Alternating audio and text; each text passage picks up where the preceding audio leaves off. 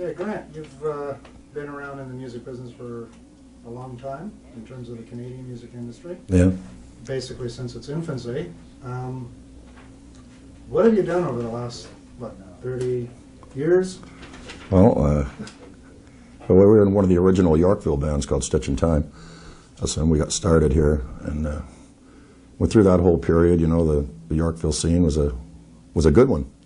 A lot of new acts, a lot of eyes focused on Toronto. In those days, bands like the Poppers and different other groups that had New York record contracts. Anyway, we were a five-man band, 5 vocals, and we had a couple of chart hits. And then I got a call from Skip Prokop, who was forming a new band called Lighthouse.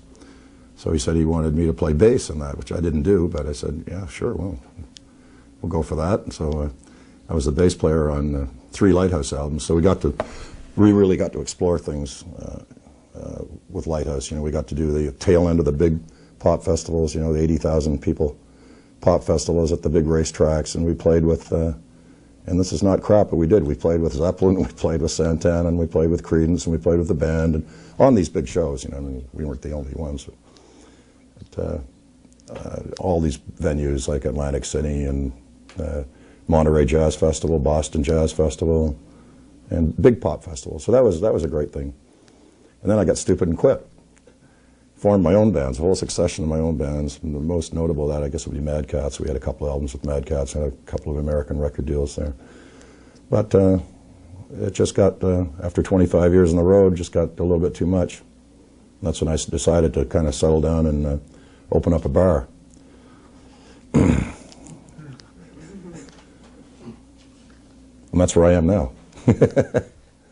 So tell us a little bit about the bar. What made you decide to get into a bar of all the possibilities? Well, I don't know. I was just, I moved to this town, I moved to Stouffville, and been there 10 years now, and I saw this place on the main street, and I knew it was closed, but I knew it had a liquor license, so I started to look into it, and got some money together, and opened it up, and it's still in business after 6 years. So, as you know, you've been there many times, and we showcase a lot of music there, four nights a week, and we have, I think, pretty darn good jam sessions there with top caliber musicians, and you know, guys like Danny Marks and Mike McKenna and all kinds of guys from the old school and the new school play there, and the audience is great there. They play for no money, but they get stroked. Any really outstanding moments over that career? Oh yeah, well, probably playing Carnegie Hall would be the big one. I think that was we did that twice, but I mean, you play Carnegie Hall, you know, that's practice. Yeah, that was a big deal. That was a big deal. But all those pop festivals, Monterey, that was a real eye opener. That was, you know, I'm in California, and the whole California deal. So lots of excitement there. Different way of life out there, especially back in those days. Just a question. I know you've done a lot of time playing in bars over the years. What's it like to be on the other side of the bar? I think I'd rather be on this side of the bar with the guitar. Pack it up, you know, do your gig, get your money, pack it up, and go home. Let the other poor bugger worry about the other stuff that's going on.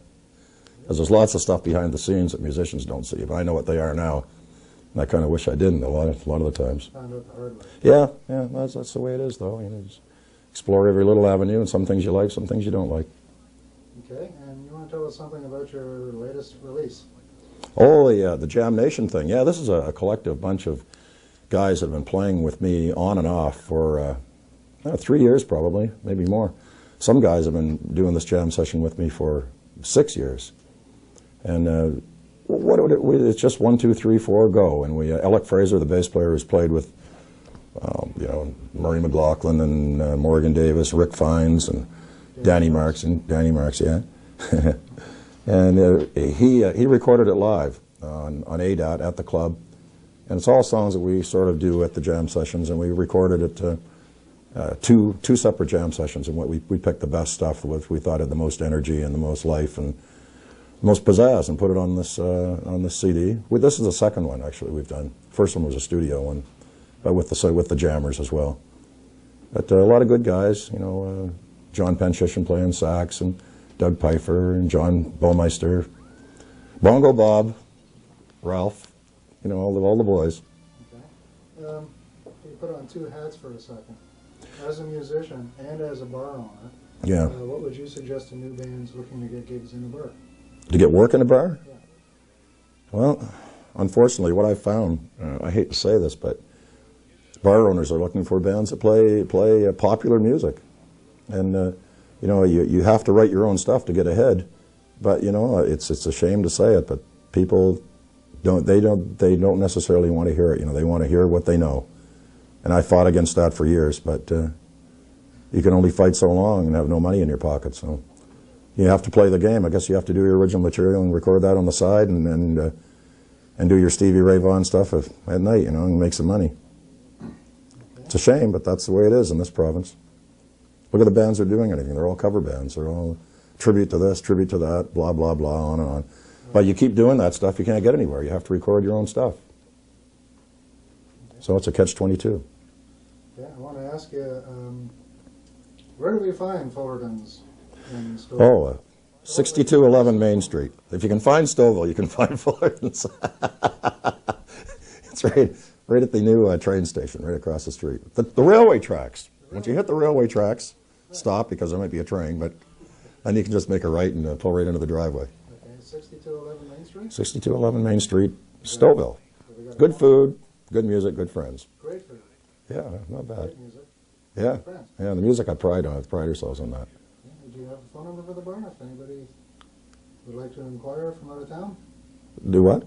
Do you have a phone number for the bar? Oh, a phone number. No, we don't have a phone. No, yeah, we do. It's 905-642-5360. Okay. Yeah. So if you want to phone and find out what's happening, there's always something going on.